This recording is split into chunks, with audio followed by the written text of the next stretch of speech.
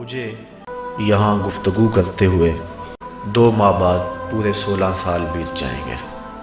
میں 30 دسمبر 1992 کو یہاں پہلی گفتگو کی تھی، اور اس وقت سے جب میرے سامنے صرف 65 آدمی بیٹھے ہوئے تھے، آج تک سینکڑوں ہزاروں بیانات آپ بھی سن چکے، مختلف لوگ بھی دین کے موضوعات پہ قرآن مجید کے درس کے حوالے سے احادیث کا بڑھتا ہوا نور، روشنی اور اجالے آپ پا سکے۔ جو توفیق ہوئی میں آپ تک منتقل کیا، اللہ سب کچھ قبول فرمائے۔ میرے والد گرامی سے میرا رشتہ باپ بیٹے کا بھی ہے، استاد اور شاگرد کا بھی ہے، مرید اور پیر کا بھی ہے۔ وہ میرے پدر گل بھی ہیں اور میرے پدر دل بھی ہیں۔ تو ظاہر ہے شیخ اور استاد ہونے کے ناطے سے اور باپ ہونے کے ناطے سے اگر میں ان کا تذکرہ مختلف خطبات جمعات یا دیگر مواقع پہ کرتا تو یہ مجھے حق پہنچتا تھا، لیکن اس بات کے آپ بھی گواہ ہیں کہ میں کبھی بھی ان کے بارے میں یہاں ممبر پہ کوئی گفتگو نہیں کی، چونکہ ان کی تلقین تھی۔ گو دل میں آرزو بھی پیدا ہوتی، ایک تو ان کی تلقین کہ میری مدح و ستائش نہ کی جائے، اور دوسرا ویسے بھی میں یہاں زیادہ تر جس عنوان سے گفتگو کرتا رہا وہ درس قرآن اور درس حدیث ہی ہے، اس لیے 16 سال میں ان کی شخصیت اور ان کے تعارف کے حوالے سے موقع مجھے نہ ملا، یا میں قصداً آپ کی شخصیت کے حوالے سے کبھی یہاں کوئی بات نہیں کی۔ لیکن اب میرا جی چاہ رہا ہے کہ آج کی اس نشست میں میں کچھ اپنے والد گرامی کے حوالے سے، اپنے شیخ کامل کے حوالے سے اور اپنے استاذ المکرم کے حوالے سے کچھ باتیں آپ کے گوش گزار کروں۔ باتیں بھی انشاءاللہ وہ کروں گا کہ جس سے ہماری تربیت وابستہ ہے۔ میرے والد گرامی 1914 یا 1916 گرداسپور کی تحصیل بٹالہ کے مشرق کی سمت واقع ایک گاؤں وزیر چک میں پیدا ہوئے۔ ابتدائی تعلیم آپ نے وہیں حاصل کی تھی۔ ابھی دوسری کلاس میں پڑھتے تھے کہ والد کا سایہ سر سے اٹھ گیا۔ وہاں طبیعت چونکہ کافی حساس تھی، چند دنوں کے بعد جب سکول گئے تو قلم پکڑتے تھے تو ہاتھ جنبش کرتا تھا۔ استاد بہت مہربان تھے، انہوں نے گھر بھیج دیا اور ہماری دادی محترمہ کو پیغام بھیجا کہ اس بچے کو بھی گھر رکھیں، جب ضرورت ہوگی میں خود آ کے لے جاؤں گا۔ 1 سال کے بعد وہ دوبارہ گھر سے آ کر ان کو سکول کے لیے دوبارہ لے گئے، اور وہاں انہوں نے جو سکول تھا تعلیم مکمل کی۔ اور یہ 5 گاؤں تھے جو مسلمانوں کے گاؤں تھے، باقی ارد گرد جو گاؤں تھے وہ سکھوں یا ہندوؤں کے تھے۔ تو یہاں 5 گاؤں میں ایک بزرگ ہوتے تھے، شاہ جی کے نام سے لوگ انہیں یاد کیا کرتے تھے، تو ان کے پاس بیٹھے اور قرآن مجید کی تعلیم ان سے ہی حاصل کی۔ ان کا حلقہ ارادت کافی تھا اور وہ مہینہ مہینہ غائب رہتے تھے مریدین کے پاس دوروں میں۔ تو مختصر اور چھوٹی عمر کے اندر والد گرامی کو انہوں نے اپنے مسلح پہ کھڑا کر دیا تھا۔ باجی خود فرمایا کرتے تھے کہ مجھے ہندو اور سکھ بھی میاں جی کہہ کے پکارتے تھے۔ لیل و نہار بیتتے گئے۔ 8 بھائی اور 2 بہنیں، ان افراد پہ مشتمل یہ خاندان تھا، لیکن 4 بھائی وہیں انتقال کر گئے، ان میں سے 2 بھائی جوانی کے عالم میں انتقال کر گئے۔ اس کے بعد جب تقسیم ہند ہوئی تو آپ وہاں سے ہجرت کر کے پاکستان میں آئے۔ سانگلہ ہل اسٹیشن پہ جب اترے تو اس وقت آپ کے پاس جو آپ کا بیٹا تھا جس کا نام عبدالحمید تھا، سفر کی صعوبتیں اور وہ سارے دکھ برداشت نہ کرتے ہوئے وہ بچہ انتقال کر گیا۔ کچھ عرصے کے بعد ہماری وہ والدہ بھی اس دنیا فانی سے کوچ کر گئی۔ پھر آپ نے اسی گھر میں دوسری شادی کی تو یکے بعد دیگرے 2 بیٹے پیدا ہوئے، لیکن وہ بھی دائی اجل کو لبیک کہہ گئے۔ پھر ہماری ایک ہمشیرہ ہماری اسی والدہ کے بطن سے پیدا ہوئی، اس کی عمر 5 سال تھی کہ ہماری وہ والدہ بھی انتقال فرما گئی۔ والد گرامی نے اب یہ عزم کر لیا کہ میں اب زندگی تجرد میں گزاروں گا۔ اس دوران وہ باقی علوم یہاں ان کی تکمیل کر چکے تھے۔ آپ نے عزم کر لیا، چونکہ آپ کی جو ہمشیرہ تھی ہماری پھپھو لگتی تھی وہ بھی بیوہ ہو گئیں اور ان کے ہاں اولاد نہیں تھی۔ انہوں نے یہ سوچا کہ میری اس بیٹی کی یہ پرورش کر دے گی اور میں اب زندگی یکسو ہو کے دین کے لیے گزاروں گا۔ لیکن جب 5 سال گزر گئے اس بات کو بھی، ہماری دوسری والدہ کے انتقال ہوئے، تو پھر جو کچھ ملنے والے تھے ابا جی کے، انہوں نے یہ تقاضا کیا کہ آپ پھر شادی فرمائیں۔ پہلے تو انکار ہوا، لیکن یہ غالباً 62 یا 61 کی بات ہے کہ ہمارے والد گرامی نے پھر جو ہے وہ تیسری شادی فرمائی، اور وہ بھی میرے نانا جی فرمایا کرتے تھے، میں نے اپنی ہوش میں انہیں دیکھا ہے، فرمایا کرتے تھے کہ میں جب رشتے کے لیے گیا تو بستی سے باہر ایک شخص جو ہے وہ بھینسیں چرا رہا تھا، کیونکہ میں نے رشتہ کرنا تھا اور مجھے تجسس تھا، میں نے اس کے پاس بیٹھ کر کے معلومات حاصل کرنے چاہی، تو اس نے کہا کہ ہمارا تو اس سے بہت سخت مسلکی اختلاف ہے، لیکن ہمارے اس پورے علاقے میں اس شخص کے کردار کا حامل کوئی دوسرا شخص موجود نہیں ہے۔ تو میرے نانا جی فرمانے لگے کہ میں نے وہیں سے فیصلہ کر لیا اور جمعۃ المبارک پڑھا، اور میں نے جب ان کی گفتگو سنی تو میرا وہ فیصلہ جو ہے وہ بالکل قطعی ہو گیا۔ میرے نانا جی صاحب نظر تھے اور بڑے ہی نیک اور پارسا لوگ تھے، تو انہوں نے یہ فیصلہ کیا۔ تو اس کے بعد 2 ہمشیرہ پیدا ہوئیں، اس کے بعد اللہ تعالیٰ نے بیٹا دیا جس کا نام محمد رکھا، لیکن کچھ دنوں کے بعد وہ بھی انتقال کر گیا۔ یہ بات والد گرامی نے مجھے خود سنائی۔ ساری زندگی ابا جی نے اپنے بارے اگر کوئی بات کرتا بھی تو اس کی زبان کو روکتے، لیکن یہ بات میں نے ابا جی کے زبان سے 2 مرتبہ سنی۔ ایک مرتبہ صرف 8-10 لوگ تھے اور قرآن مجید کی تفسیر تھی، عزیز علیہ ما عنتم پر گفتگو کر رہے تھے، تو اس وقت آپ نے یہ بات سنائی کہ نبی پر مومن کی تکلیف شاک گزرتی۔ اس وقت آپ کی حالت عجیب سی ہو گئی، اور جب آپ نے یہ بات بیان کی تو آپ کا چشمہ دور گرا اور آنکھیں چھم چھم برسنے لگیں، اور ہم سارے ڈر گئے کہ پتہ نہیں ابا جی کو کیا ہو گیا۔ تو ایک مرتبہ تعلیم و تعلم کی گزرگاہوں سے جب میں گزر رہا تھا تو میرے میں تھوڑی سی کمزوری آئی پڑھنے کے حوالے سے، تو مجھے میرے والد گرامی نے فرمایا کہ بیٹا تم کیوں نہیں پڑھتے ہو، میں تو جو ہے تمہارے بارے میں انتہائی محبت کے جذبات رکھتا ہوں اور میں نے تمہیں جو ہے وقف کیا ہے دین کے لیے۔ تو اس وقت انہوں نے مجھے یہ بات سنائی۔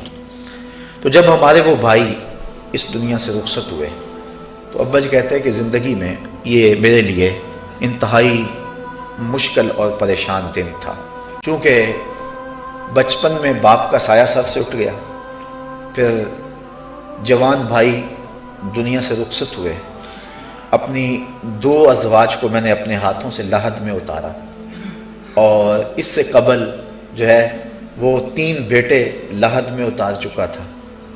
تو بیٹا فوت ہوتا تو اس کے بعد ہماری وہ والدہ بھی چلی جاتی، تو کہا کہ مجھے پھر وہ بیٹا فوت ہوا تو سخت دکھ ہوا۔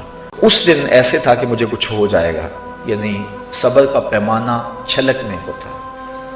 ابا جی فرمایا کہ میں پھر جب رات کو سویا بخت جاگے تو حضور کی زیارت نصیب ہوئی۔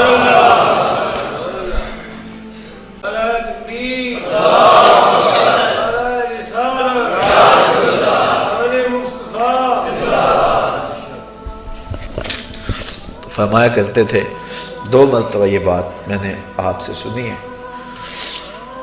کہ کہتے ہیں کہ میرے آقا اتنے رحیم ہیں کہ میں نے حضور کی آنکھوں میں آنسو دیکھے اور آقا کریم نے اپنا دست شفقت میرے سر پہ رکھ دیا۔ اس کے بعد بات میں یہاں مختصر کرتا ہوں۔ کچھ عرصہ کے بعد جو زیارت کے لیے حرمین حاضر ہوئے، تو جب یہ 1971 کے آخر کی بات ہے، تو ان دنوں کے اندر 4 ماہ 3 ماہ لوگ جو ہیں وہ بحری جہاز پہ آپ نے سفر کیا تھا۔ تو دوبارہ جو زیارت کے بعد جب تشریف لائے تو اس وقت میری عمر 21 دن تھی۔ ابا جی کو وہاں اطلاع پہنچا دی گئی، کہتے ہیں میں اس وقت حرم کے صحن میں تھا۔ تو مجھے صاحب نے، جس نے فون سنا، اس نے آ کے مجھے حرم میں بتایا، تو کہتے ہیں میں دوڑ کر کعبہ کے پردوں سے لپٹ گیا۔ ایک تو میں نے زندگی کی دعا مانگی، اور دوسرا میں نے عرض کی کہ مالک میرا یہ بیٹا تیرے دین کا خادم بنے اور درویش اور عالم بنے۔ یہ مجھے ابا جی نے 2 مرتبہ اسی مقصد کے لیے مجھے یہ بات سنائی تھی، ورنہ شاید وہ زندگی کے اس راز کو بھی اپنے سینے میں لے کے دفن ہو جاتے۔ لیکن یہ بات مجھے احساس دلانے کے لیے انہوں نے جو ہے وہ جب سنائی، فرمانے لگے اس کے بعد میں بازار گیا کہ میں اپنے بیٹے کے لیے کوئی تحفہ خریدوں۔ تو ظاہر ہے بچے اور بچوں کے لیے کھلونے، لباس، کپڑے خریدے جاتے ہیں۔ فرماتے ہیں کہ میں گزر رہا تھا، میرے دل میں کئی طرح کے خیالات تھے کیا خریدوں، تو کتابوں والی دکان آ گئی تو میں اس پہ چڑھ گیا۔ تو امام جلال الدین سیوطی کی مصنفہ حدیث رسول پر مشتمل کتاب الخصائص الکبریٰ سب سے پہلے میں نے جو ہے وہ آپ کے لیے تحفہ خریدا۔ اور ایک دن آیا کہ جب مجھے ہوش سنبھلی اور میرے والد گرامی نے جب مجھے یہ بات سنائی، اور اس کے بعد مجھے یہ کتاب یہ آپ کے سامنے ہے میرے ہاتھوں میں دی اور کہا کہ بیٹا میں نے تمہارے لیے سب سے پہلے تحفہ یہی خریدا تھا اور یہی میں تمہارے لیے وہاں سے لے کر آیا ہوں۔ اس کے بعد اللہ تعالیٰ جل شانہ نے ان کو اور بھی اولادیں دیں۔ میری 9 ہمشیرہ ہیں جو بقید حیات ہیں، اور ایک 10 سال عمر میں چھوٹا میرا بھائی جس کو آپ سارے جانتے ہیں، احمد رضا عاقب مصطفی، ہم 2 ہی بھائی ہیں۔ تو پھر آپ نے کچھ عرصے کے بعد کپڑے کا کام شروع کیا۔ کاموں کی میں انہوں نے انتہائی جو ہے وہ مختصر سی دکان شروع کی اور اس کو ساری زندگی مختصر ہی رکھا۔ 37 سال بلا ناغہ دلائل الخیرات کا وظیفہ انہوں نے کیا ہے، اور یہ چونکہ ہم نے ان کو عمر کے آخری حصے میں دیکھا ہے۔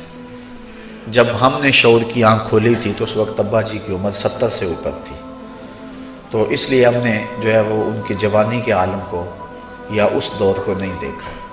اس دور کے اثرات ہم نے ضرور دیکھے ہیں، کیونکہ جب وہ مسند پہ بیٹھے اور تبلیغ کا کام شروع کیا انہوں نے، تو آپ نے جتنے بھی بستی کے لوگ تھے، دیہات کے لوگ تھے، 300 سے 400 گھروں تک مشتمل ہمارا وہ گاؤں ہے، آپ نے دیکھا ہے سب نے، تو انہوں نے سب لوگوں کو بلا کر ایک عہد کیا کہ میں کوئی روٹی کے ٹکڑے کے لیے آپ کے ساتھ یہاں نہیں بیٹھا ہوں، بلکہ میرا مقصد کوئی اور ہے۔ تو میں چاہوں گا کہ آپ میرے ساتھ عزم کریں کہ آپ دینی معاملات میں میری معاونت کریں۔ تو انہوں نے وہ تحریر لکھی جس کے اندر ہر غیر شرعی کام، امر بالمعروف اور نہی عن المنکر کے تقاضوں کے بالکل تحت ان سب لوگوں سے معاہدہ لیا کہ ہماری بستی میں نہیں ہوگا، اور اس سے تمام برادریوں کے لوگوں سے دستخط لیے۔ وہ تقریباً 60-70 لوگوں کے دستخط وہ میں نے بار بار وہ رجسٹر کبھی ابا جی مجھے دکھلا بھی دیتے تھے، میں نے دیکھا ہے وہ۔ تو اس کے اندر یعنی یہاں تک کہ باجا گاجا بھی ہماری بستی میں نہیں آئے گا، کوئی شادی ہو، برات ہو، تو یہاں باجا بھی نہیں بجے گا۔ باقی اور بہت سارے معاملات تھے، بستیوں میں جتنی بھی خرابیاں ہوتی ہیں، جو بھی معاملات ہوتے ہیں، سب پر سخت پابندی لگائی، اور جو ہے وہ شریعت کی حاکمیت کا عملی وہاں ظہور ہوا۔ اور صرف چور چوری کرے تو ہاتھ کٹتے ہیں، اور جو ہے وہ قصاص کی سزا قتل ہی ہے، یہ معاملے تو عدالتوں پہ مشتمل ہے، اس سے نیچے نیچے جو کچھ بھی تھا تقریباً وہاں کنٹرول انہوں نے کیا، اور اس تحریر پر پورے 40 سال پھر پہرا دیا۔ اور یہ چھوٹا کام نہیں ہے، یہ میرے باپ کی بہت بڑی کرامت ہے۔ انہوں نے اس بستی میں عملی طور پہ جو ہے وہ کر کے دکھایا، اور ساری زندگی وہاں سے نہیں نکلے، فرماتے ہیں میں نے اس بستی کی اصلاح اگر ہو جائے تو یہ میری نجات کے لیے کافی ہے۔ تو یہی ان کی خواہش رہی تھی، اور اس سلسلے کے لیے انہوں نے جو ہے وہ وہاں کام کیا، اور 40 سال تک انہوں نے اس تحریر پر جو ہے وہ پہرا دیا، اور کسی کو اس سے ہٹنے نہیں دیا۔ اور یہ ایک بہت بڑا ان کا کام تھا۔ اور ہماری اس بستی کے اندر جب سے پاکستان بنا ہے، یعنی آج تک کوئی قتل ہی نہیں ہوا ہے، ورنہ دیہاتوں کے اندر جب برادریاں ہوتی ہیں، یہ آپ اپنے لوہیاں والا کو دیکھ لو، 6 ماہ نہیں گزرتے کہ یہاں کیا فساد بپا ہو جاتے ہیں، لیکن پورے جو ہے وہ 60 سال ہو گئے، ایک قتل بھی کبھی نہیں ہوا۔ یعنی امن معاہدہ بھی تھا، اس معاہدے کے اندر امن معاہدہ بھی تھا، اور اگر ایسی کوئی بات ہوتی تو درمیان میں جا کے ابا جی کھڑے ہو جاتے تھے۔ اور الحمدللہ ان لوگوں نے جو حیا ان کا کیا، اور جس انداز کے ساتھ انہوں نے ان کی بات کو مانا، کبھی ٹالا نہیں تھا۔ وہ دور بھی خیر بھلے تھے، آج تو وہ زمانہ بھی نہیں رہا، وہ حالات بھی نہیں رہے، لیکن بہرحال انہوں نے 40 سال تک جو ہے وہاں شریعت اسلامیہ کی حدوں کا پہرا دیا، اور دین رسول کے ڈنکے بجائے، اور حضور کے دین کی نوکری کی، اور کام کرتے تھے۔ کپڑے کا شروع کر لیا آخر میں تو، اور وہ بھی بالکل معمولی۔ میں نے عرض کرنے لگا تھا دلائل الخیرات کا وظیفہ یہ 1.5-2 گھنٹے لگتے ہیں اس کو پڑھتے ہوئے روزانہ کی منزل کو، اور 37 سال اس کا ناغہ بھی نہیں ہوا۔ بلکہ جب فالج کا حملہ ہوا تو ان دنوں کے اندر مجھے فرمانے لگے کہ اشارہ کیا، زبان میں لکنت آ گئی اور پڑھا نہیں جاتا تھا، تو فرمانے لگے کہ میرے سامنے جو ہے وہ اس کو پڑھو تم کھڑے ہو کے، تاکہ میں سن تو سکوں۔ تو میں نے 8 دن جو ہے وہ آپ کے سامنے وہ دلائل الخیرات کا وظیفہ پڑھا، لیکن مجھ سے پڑھا ہی نہیں جاتا تھا، یعنی کہ وہ ایسی دقت تھی اس میں، اور وہ چونکہ وظیفہ ان تھا میں تو صرف قاری تھا، تو وہ 8 دن زندگی کی وہ لذت میں کبھی بھی نہیں بھول سکتا ہوں جو میں نے ان کے سامنے وہ دلائل الخیرات کا وظیفہ پڑھا ہے۔ اللہ یا تو یہ ان کا معمول تھا۔ صبح 9-10 بجے وہ جاتے تھے، اور عصر کی نماز کے وقت باہر صورت دکان کو بند کرتے تھے، دکان بند کر کے نماز پڑھتے تھے، اور فرماتے تھے میری قسمت کا جو گاہک ہے اللہ اسی وقت بھیج دے گا۔ ذمہ داریاں بہت ساریاں تھیں، اور یہ آسان کام نہیں ہے۔ توکل بہت بڑی دولت ہے۔ جب انسان کے حالات عجیب ہوں تو پھر بعض اوقات جو ہے وہ قدم لرزش لے جاتے ہیں۔ یعنی صرف ایک ہمشیرہ کی شادی ہوئی تھی جب ہم نے ہوش سنبھالی، اور 8 ہمشیرہ اور ہم 2 بھائی تھے جن کی شادیاں ہونے والی تھی، اور اس کے بعد پھر ایک ہمشیرہ کی اور شادی ہوئی، پھر 7 ہمشیرہ اور ہم 2 بھائی تھے، اور ابا جی انتہائی بڑھاپے کے عالم میں تھے۔ اس کے باوجود عصر کے وقت آ جاتے تھے اور اپنے معمولات پہ ہوتے تھے، اور صبح روزانہ 1 سے لے کر 1.5 گھنٹے تک درس قرآن دیتے تھے فجر کی نماز کے بعد، اور 18 سال کے اندر پورے قرآن کا درس دیا ہے ہم۔ اس کے بعد پھر دوبارہ شروع کرنے لگے تو پھر نہیں شروع کیا، فرماتے تھے شاید میں پورا نہ کر سکوں، میری طبیعت اب اتنی جو ہے وہ کمزور ہو گئی۔ پھر قرآن مجید کی آیات، منتخب آیات پہ درس دیتے تھے۔ یا ایھا الذین آمنوا لا تکونوا کالذین آذوا موسیٰ، مجھے اچھی طرح یاد ہے کہ اس کا درس کئی مہینوں چلتا رہا تھا، روزانہ 1 گھنٹہ اس پہ درس دیتے تھے، پتہ نہیں اللہ نے سینہ کتنا کشادہ کر دیا تھا۔ تو یہ ان کا معمول تھا زندگی کا۔ یہاں گجرانوالہ مارکیٹ سے وہ کپڑا خریدتے تھے، ہمارے وہ جن لوگوں سے انہوں نے یہ کاروبار کیا ہے وہ بے پناہ ابا جی کے ساتھ حسن اعتقاد رکھنے والے لوگ ہیں۔ کچھ تو فوت ہو گئے، شیخ محمد شریف صاحب اللہ ان کی قبر پہ کروڑوں رحمت نازل فرمائے۔ وہ جمعے کے دن جو ہے وہ یہاں سے جا کر جو ہے وہ گاؤں میں ابا جی کے پیچھے جمعہ پڑھا کرتے تھے۔ کاروبار بھی تھا، لیکن یہ نہیں، وہ کہتے مجھے اور کہیں تسکین ہی نہیں آتی ہے، تو اللہ تعالیٰ ان کی قبر پہ رحمت نازل فرمائے۔ تو یہاں سے جاتے، ان دنوں کے اندر یہ چنگیاں وغیرہ ہوا کرتی تھی، اور یہ وہ توکل کا دور تھا کہ دکان کا دروازہ بھی نہیں کھولتے تھے۔ اگر کسی نے کوئی سودا لینا ہو تو دروازہ اس کو کھٹکھٹانا پڑتا تھا، پھر کھولتے تھے، کپڑا دیتے، اس کو رخصت کرتے، پھر قرآن کھول کے بیٹھ جاتے، اور ان کی منزل پھر قرآن ہی رہی ہے ساری زندگی الحمدللہ۔ تو وہاں سے یہ اتر کر کے تو وہ اپنے سر پہ اٹھا کے اس بڑھاپے کے عالم کے اندر وہاں سے 3 میل بنتا ہے.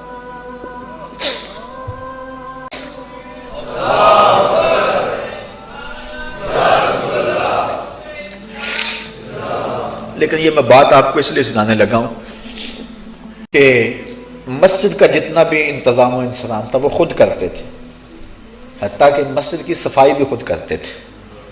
جب سحری کے وقت جاتے تھے، یہاں بیٹھے حاجی تاج الدین صاحب جو ہمارے جمعے کی اذان دیتے ہیں، انہوں نے 50 سال جو ہے وہ جمعے کی اذان میرے باپ کے خطبے کے بعد دی ہے.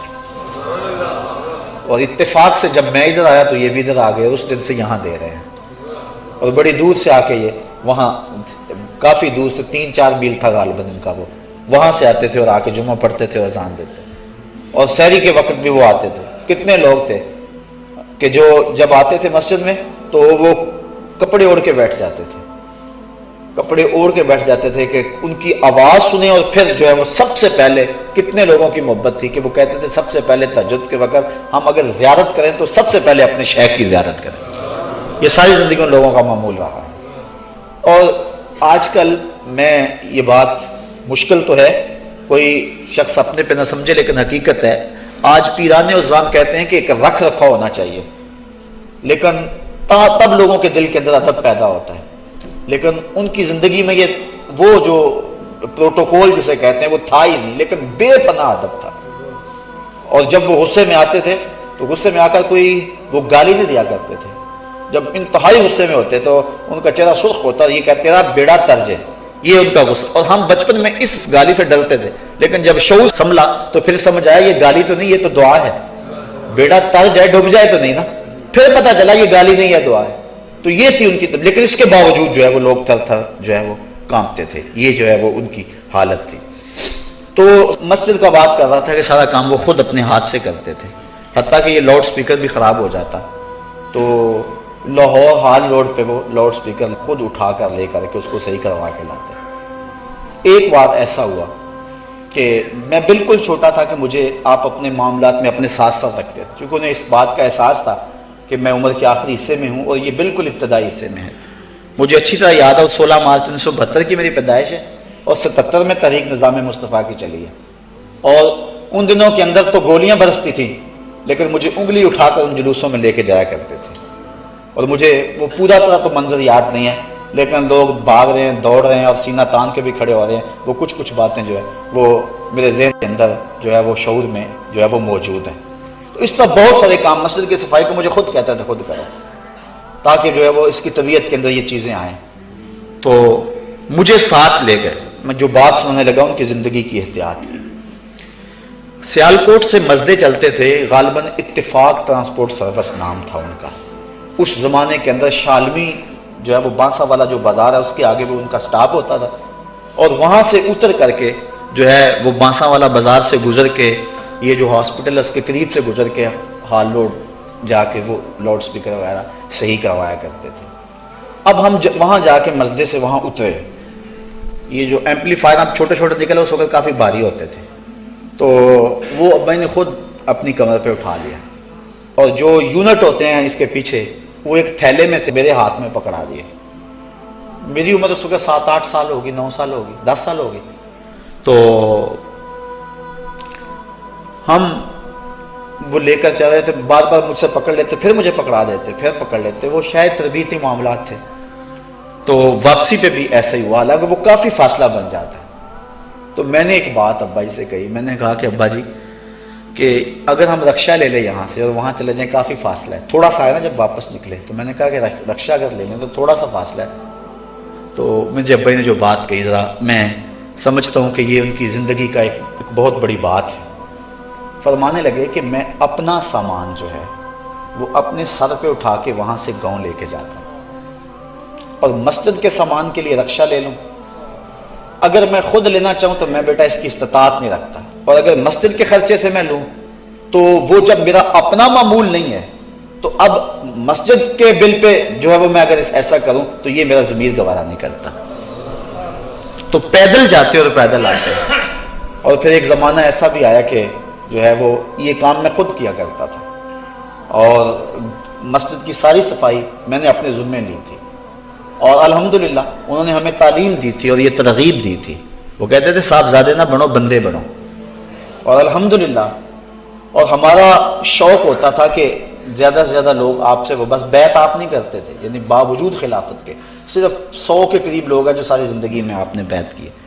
ہماری شدید خواہش ہوتی تھی کہ بندہ آیا ہے، خواہش کی ہے، 2 سال ہو گئے پیچھے لگے ہوئے ہیں. خود میں نے 3 سال کے بعد جو ہے وہ بڑی مشکل سے آپ نے جو ہے مجھے قبول فرمایا. شاید وہ تربیت کے لیے ایسا تھا، ورنہ میرا تو مقصود ہی وہ تھا. ہمارا ہوتا تھا کہ زیادہ سے زیادہ لوگ ہوں، ہلکا ہو، لیکن آپ اس کی ممانت کرتے تھے. وہ اس وقت بات سمجھ میں نہیں آتی تھی، لیکن جب خود اس مسند پہ آئے اور بیٹھے اب پتہ چلا کہ یہ کتنی بڑی ذمہ داری ہے. بلکہ فرمایا کرتے تھے کہ اتنی دیر تک کسی شخص کو کسی کو بیعت نہیں کرنا چاہیے جب تک لوح محفوظ پہ دیکھ نہ لے یہ شقی ہے یا سعید ہے. اگر وہ شقی ہے تو پہلے اس کی شقاوت سعادت میں بدلے، پھر اس کو اپنے ہاتھ پہ بیعت کرے. اور فرمایا کرتے تھے میاں میں تو اس قابل نہیں ہوں، لہٰذا میں بیعت کیوں کروں. تو یہ کہا کرتے تھے. اور پھر اگر کوئی بڑا زور لگاتا تو بیعت کرتے تو اس کو یہ فرماتے میاں میری خواہش یہ ہے کہ تم نمازی بن جاؤ، تو باقی جو معاملات ہیں وہ تو میں اس قابل نہیں ہوں. وہ کس مقام پہ تھے یہ ان کا اپنا معاملہ ہے. جب آخری بار وہ اعتکاف بیٹھے ہیں اور میں یہاں اعتکاف بیٹھا ہوں، یہ تقریباً اس کے بعد وہ نیم جذب میں چلے گئے ہیں اور دنیا سے ان کا تعلق جو ہے وہ بظاہر ختم ہی ہو گئے. اس بار ایسا ہوا شیخ محمد شریف صاحب اللہ ان کی قبر پہ رحمت نازل فرمائے زندہ تھے، تو عید والے دن جمعہ تھا. اس مرتبہ مجھے یہ یاد ہے عید والے دن جمعہ تھا، 10-11 سال قبل کی غالباً یہ بات ہے.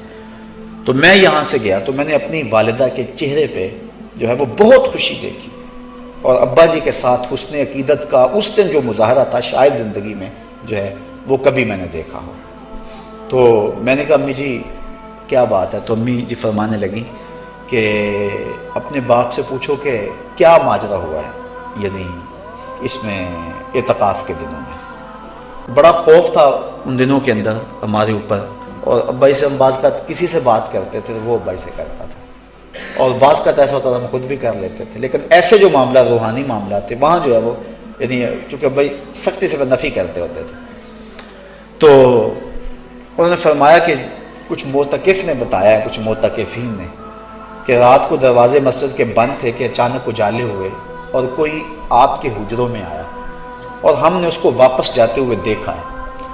اور وہ شخص کون تھا وہ جو ان کے حجرے میں آیا؟ میں نے ایک بات کی ہے لیکن مجھے تو انہوں نے جو ہے وہ سختی سے جو ہے وہ انکار کر دیا، کوئی بات نہیں بتائی، آپ پوچھیں. اب میرے ذہن کے اندر یہ ان دنوں کی بات ہے جب میں یہاں خطابت کر رہا تھا اور علوم دینیہ سے فارغ ہو گیا تھا، اور یہ حدیث میں پڑھ چکا تھا کہ حضور نے ارشاد فرمایا من رآنی فی المنام فسیرانی فی الیقظہ، جس نے مجھے خواب میں دیکھا اس نے مجھے جاگتے ہوئے بھی دیکھا. تو ان کا خواب میرے ذہن میں تھا، تو میرے ذہن میں یہ بات آئی کہ شاید حضور علیہ السلام ہوں اور یہ کرم نوازی ہوئی ان کے اوپر.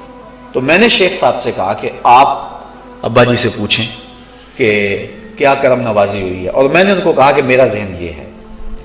تو ٹیبل پہ سیویاں رکھی ہوئی تھی اور ابا جی ڈال کے ہمیں دے رہے تھے. تو شیخ صاحب نے پوچھا، کہنے لگے حضور آنکھیں تو آگے کریں، میں ذرا چومنا چاہتا ہوں، اور آگے بڑھ کے آنکھیں ابا جی کی چوم لیں. پھر کہنے لگے ان آنکھوں نے کیا دیکھا ہے، ان آنکھوں نے کیا دیکھا ہے؟ تو ابا جی جلدی جلدی سیویاں ڈال کے نا پلیٹ میں کہتے ہیں شیخ جی یہ کھاؤ یہ بڑی مزیدار ہے. پھر 2 منٹ گزرے تو انہوں نے پھر کہا کہ آپ نے کیا دیکھا ہے، ایک بات سنی ہے، ہم تصدیق چاہتے ہیں اس کی. تو ابا جی نے پھر پانی ڈال کے کہا شیخ جی پیاس نہیں لگی آپ کو، یہ پانی پیو. اور کیفیت ابا کی بدلنے لگی. تو اس کے بعد انہوں نے بھی نہیں پوچھا، اور یہ راز ان کے سینے میں راز ہے. وہ کیا تھا معاملہ ہم اس کے بارے میں کوئی رائے قائم نہیں کر سکتے، جو کہ ہماری جو تربیت کی گئی ہے. میں اگر یہ بات کہوں کہ وہ ذات رسالت مآب صلی اللہ علیہ وسلم تھے، میرا وجدان طبیعت کہتی ہے. اس کے بعد وہ دنیا سے بالکل لا تعلق ہو گئے، اور 9-10 سال آپ نے جب بھی دیکھا جس حالت میں دیکھا آپ سب کو پتہ ہے. تو اگر میں یہ کہوں تو میرا اندازہ ہے اور میں اپنے اندازے سے نہیں کہہ سکتا، اور اگر میں انکار کروں تو میں انکار بھی نہیں کر سکتا. لیکن بہرحال یہ تو طے ہے کہ کوئی تھا جو ان کے حجرے میں اجالا کر گیا. اور ان کے اندر جو ہے وہ ایک ایسی روشنی اور ایسے اجالے پیدا ہو گئے، اور پھر اس کے بعد سے لے کر آج تک ان کی زندگی، وہ 4 سال یہاں بھی آپ کے سامنے ہیں، جس وہ نیم جذب کی حالت میں تھے، کوئی بھی آیا اور جس نے بھی اس کو دیکھا، ایک بات میں ضرور کہوں گا کہ اللہ کے ولی کی نشانی یہ ہے جب اس کو دیکھو تو خدا یاد آئے۔ جس نے بھی دیکھا ہے میرے والد گرامی کو، کبھی ایسا نہیں ہوا اس کو رب یاد نہ آیا ہو، ان کو ضرور ان کو دیکھ کر خدا یاد آیا ہے، رغبت دنیا کم ہوئی ہے، اور ان کی زندگی کے شب و روز ہمارے سامنے ہیں۔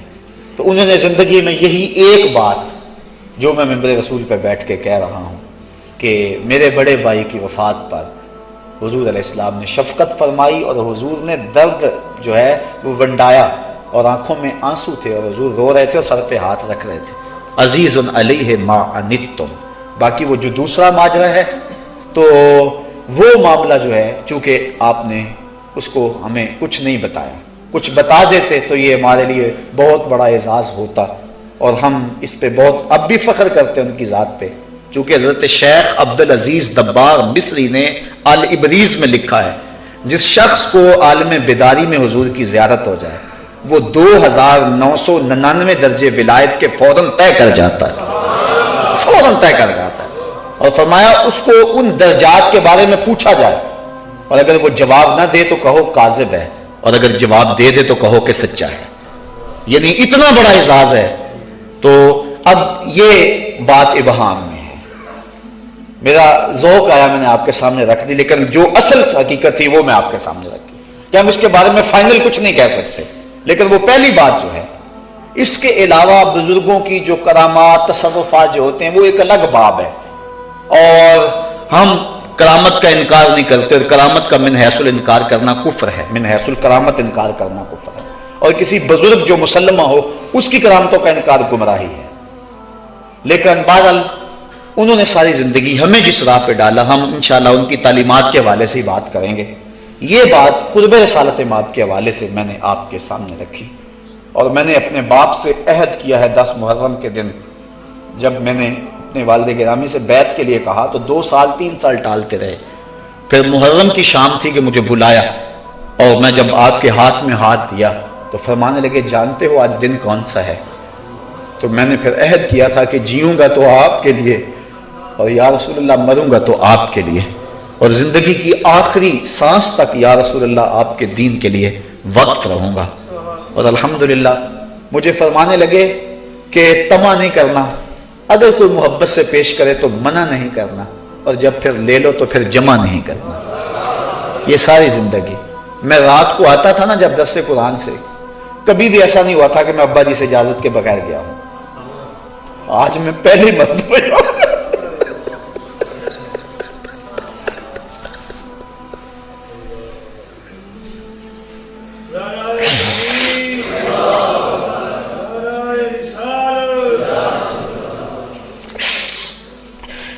اِنَّا لِلَّهِ وَإِنَّا إِلَيْهِ راجعون۔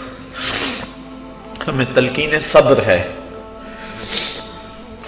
وزن کیا لٹ گیا، کسی کا باپ فوت ہو جائے تو کتنا دکھ ہوتا ہے، کسی کا استاد فوت ہو جائے کتنا دکھ ہوتا ہے، اور کسی کا شیخ چلا جائے دنیا اندھیرا نہیں ہو جاتا، اور جس شخص کے سارے رشتے اکٹھے چلے جائیں۔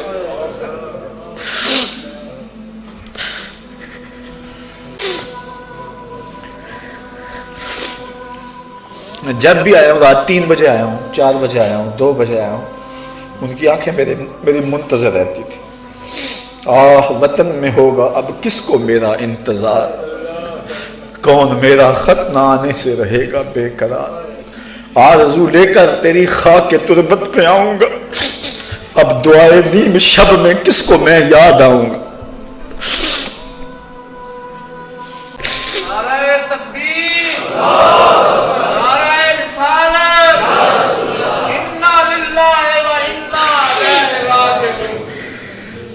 حیف در چشم زدن صحبت یار آخر شد، روئے گل سیر ندیدم و بہار آخر شد۔ تو میں بات کر رہا تھا ان کی تربیت کے حوالے سے کہ میں جب آتا تو ان کی آنکھیں میرا انتظار کر رہی ہوتی، اور میں ایک حدیث حضور علیہ السلام کیا کہ جب اپنے والدین بڑھاپے میں چلے جائیں تو ان سے ایسی باتیں کریں کہ وہ خوش ہو جائیں. تو میں آ کے زیادہ خدمت تو نہیں ہم نہیں کر سکے، تو میں آ کے ان کی ٹانگوں پہ پاؤں پہ ہاتھ رکھتا، تو 2-1 منٹ کے بعد ہی مجھے کہتے کہ چلو تھکے ہوئے ہو سو جاؤ. تو میں جا کے سو جاتا. میری والد گرامی کی چارپائی کے بالکل ساتھ چارپائی تھی. میرا یہ خیال ہوتا میں ان کو نہیں دیکھوں گا، ان کی نگاہیں تو میرے اوپر پڑتی رہیں گی. تو میں نے کہا اچھا آپ ایک دن ایسا ہو، میں نے کہا پہلے آپ سوئیں. تو کہتے ٹھیک ہے. یہ تقریباً 6-4 ماہ کی بات ہے. تو میں چارپائی کے اوپر جھکا ہوا، تو میں نے کہا پہلے آپ سوئیں. کہتے ٹھیک. میں نے کہا ابا جی آنکھیں بند کریں. ابا جی آنکھیں بند کر. اب میں خاموش ہو گیا. ابا سمجھے کہ چلا گیا. آنکھیں کھولی تو میں کھڑا تھا تو جلدی سے آنکھیں بند کر لی. تو پھر ہنسنے لگے اور آنکھیں نہیں کھول رہے، بس ہنسی جا رہے کہ میں کھولی ہیں اور یہ سامنے. اس کے بعد تھوڑی دیر کے بعد پھر آنکھیں کھول لی. تو میں نے کہا آپ نے پھر کھول لی؟ تو وہ پڑے کہنے لگے تجھے دیکھنے کے لیے کھولی.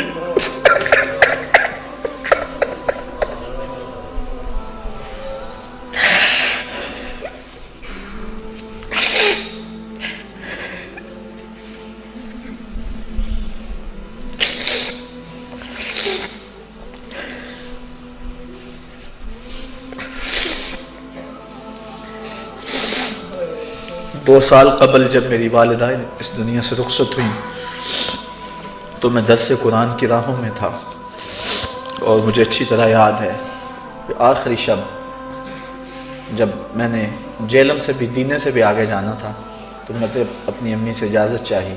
انہوں نے رو کر کہا تھا کہ بیٹا جاؤ. جمعۃ المبارک پچھلے جمعہ کو میں ابا جی سے اجازت لے کر جب کینٹ جمعے کے لیے جانے لگا تو ان کے چہرے پہ مسکراہٹ پھیل گئی اور بہت زیادہ خوش ہوئے. میری سمجھ میں نہ آیا کیا ماجرا اور کیا معاملہ ہے. چلا گیا. اس کے بعد پچھلے جمعۃ المبارک کو میں نے عصر کے بعد کاموں کی میں گفتگو کرنی تھی. ایک فوتگی ہوئی تھی، چیلم کا ختم تھا، تو لوگ بعد میں ملاقات کے لیے کافی آئے ہوئے تھے. عصر کی اذانیں یہیں ہونے لگی تو محترم مجھے لینے کے لیے جو آئے تھے ان کی تشویش میری نظر میں تھی، لیکن وہ مجبوری تھی کہ جو ہے وہ عصر کی اذانیں ادھر ہو گئی. تو میں اپنے معمول کے مطابق میں نے کہا آپ گاڑی میں بیٹھے، میں ذرا گھر سے ہوں، اجازت لے آؤں. تو چارپائی پہ لیٹے ہوئے تھے تو آخری ان سے میری وہ ملاقات ہوئی. فرمانے لگے خیر نل جاتے خیر نل، لیکن طبیعت میں اداسی تھی. 3-4 لوگ میرے ساتھ تھے، یہاں بھی اب موجود ہیں، میرا وہ ساربان بھی. جب ہم راستے میں اثر پڑی اور اس کے بعد جب ہم امن آباد سے نکلے تو سورج غروب ہو رہا تھا. ایسے جیسے میرا دل ڈوب رہا، پتہ ہی نہیں تھا کیا ہونے والا ہے. تو میں نے ان سب کو کہا، میں نے کہ دیکھو کہ جب سورج عصر کے وقت پہنچتا ہے تو کتنی جلدی غروب ہو جاتا ہے. اور ایسا درد تھا اس سورج میں، کوئی پیغام دے رہا تھا جو ہم نااہل لوگ نہ سمجھ سکے. شاید اس کا پیغام کو سمجھنے والا ہوتا تو وہاں سے پلٹ آتا. لیکن میرا یہ مقصود تھا کہ جب میرے والد گرامی کی آخری سانس آئی تو اس وقت میں درس قرآن دے رہا تھا. میرے مالک، زندگی میں نے جو بھی کمائی کی، اگر تجھے کوئی قبول ہے میں سب کچھ اپنے باپ کے نامہ اعمال کے سپرد کرتا ہوں. اے اللہ ان کے درجے بلند فرما دے. آپ نے کہا تھا میری قبر کچی بنانا اور میری تعریفیں نہ کرنا. یہ جو باتیں کی ہیں یہ اذکروا محاسن موتاکم، حضور نے فرمایا اپنے فوت شدگان کی اچھی خصلتیں اور خوبیاں بیان کرو. یہ اس کے تحت میں کچھ باتیں بیان کی ہیں. اللہ تعالیٰ انہیں اپنے جوار رحمت میں جگہ دے. اکیلا میں نہیں، زمانے نے دیکھا کہ جب ان کا جنازہ اٹھا شہنشاہ ہفت تقلیم کو بھی وہ اعزاز نہیں ملا ہوگا جو میرے باپ کو ملا تھا. ہر دل دکھ سے بھرا تھا، ہر آنکھ पुरनम थी, और उस वक्त जब जनाजा उठा तो मैं इस डर से कि कहीं वावेला पैदा ना हो जाए और शरीयत की कोई हद ना टूट जाए, जिस पर सारी ज़िंदगी मेरे बाप ने पहरा दिया, कहीं उसका नुकसान ना हो जाए। वरना मेरे दिल में बात आ रही थी कि मैं बुलंद आवाज़ से कहूँ कि लोगों देखो मेरे पिया की बारात जा रही है, और वे ऐसे ही मंजर था। और इकबाल का वो शेर, अगर आप जिसने मेरे शेख की ज़ियारत की है, इकबाल का वो शेर और फिर उस ज़ियारत के मंजर को सामने लाए कि इकबाल ने कहा था, नशाने मर्द मोमिन बात गोएम चूं मरग आए तबस्सुम बर लबेऊस। आ तुझे अल्लाह के बंदे की निशानी बताऊं, जब मौत आती है उसके चेहरे पे मुस्कुराहट फैल जाती है, क्योंकि वो अपने यार को मिलने जो जा रहा होता है। तो वो मुस्कुराहटें आखिरी दम तक उनके चेहरे पे रही। जिन लोगों ने lahad में उतारा, जिन लोगों ने जनाजे को कंधा दिया, जिन लोगों ने जनाजा पढ़ा, मुझे मुतअद्दिद लोग, मुतअद्दिद से मुराद सैकड़ों नहीं, दर्जन के करीब लोगों ने मुझे ये कहा है, शायद मुशाहदात कईयों के हों, लेकिन बात जहाँ तक मुझे पहुँचा है वो दर्जन से कम लोग हैं। उन्होंने कहा है कि जिसने जनाजा पढ़ा वो कहता है मेरी इबादतें डबल हो गई। कोई कहता है पंजगाना नमाज तो मुयस्सर थी, लेकिन अब तहज्जुद के सजदे भी मिल गए। अल्हम्दुलिल्लाह, ये है उनका फैज़ान।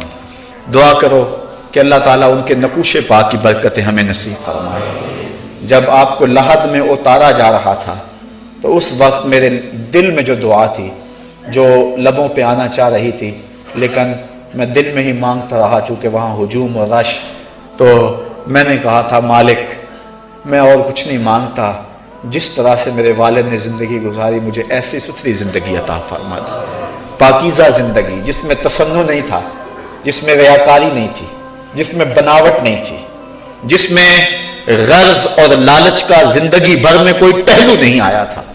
ज़रा तसव्वुर तो करो, एक शख्स है, उसकी 8 बेटियां, उनकी शादी होनी है, 2 बेटे हैं, और वो जो है वो 70 और 80 के पेटे में है, और कारोबार भी बिल्कुल जो है वो चंद हजारों पे मुश्तमिल है, लेकिन इसके बावजूद भी जो है वो अपने दामन को गरज से और लालच से पाक रखे हुए है, और दुनिया की दौलत की तरफ नजर उठाकर भी नहीं देखता। अपनी हवेली बेच देता है, अपनी भैंसें बेच लेता है, सब कुछ बेच लेता है, और कभी जो है वो इस हवाले से उनके दिल में कभी कोई बात तक भी नहीं आई थी। और मुझे एक दिन जिसके लिए मैं बात सुनाने लगा, फिर बात दूसरी समझ निकल गई कि मैं रात को आया, मैं टांगे दबाने लगा, तो मुझे कहने लगे कहाँ से आए हो, तो मैं कहा करता था दर्स कुरान से, तो खुश हो जाते कुरान का नाम सुनकर। तो मुझे फिर फरमाने लगे किसी से कुछ लेते तो नहीं हो, मांगते तो नहीं हो। अल्लाह अकबर। मैंने कहा अब्बा जी आपकी तरबियत का असर है, कभी दिल में भी नहीं आया। ये अल्लाह का फजल है, इतना आसान काम नहीं है, बड़ा मुश्किल काम है। जब जरूरियात मुंह खोले खड़ी हों और हालात का जबर और महंगाई का तूफान हो, तो उस वक्त जो है वो ये काम बड़े मुश्किल हो जाते हैं। लेकिन हमारे सामने उनकी जिंदगी है, उन्होंने इंतहाई कठिन हालात के अंदर भी जो है वो इस मामले को जो है वो रखा, और शेख तरीकत और पीर कामिल का जो असल रूप था, और वो जो हिजाजी फक्र है जिसका तस्वुर इकबाल ने पेश किया, और मर्द दुर्वेश की जो अलामतें पेश की हैं, हमने वो सारी अलामतें अपने शेख में देखी, हमने वो सारी दौलतें जो हैं वो एक दर पे देखी हैं। अल्लाह ताला उनके दर्जे बुलंद फरमाए और उनके नकूशे पा की बरकतें हमें नसीब फरमाए।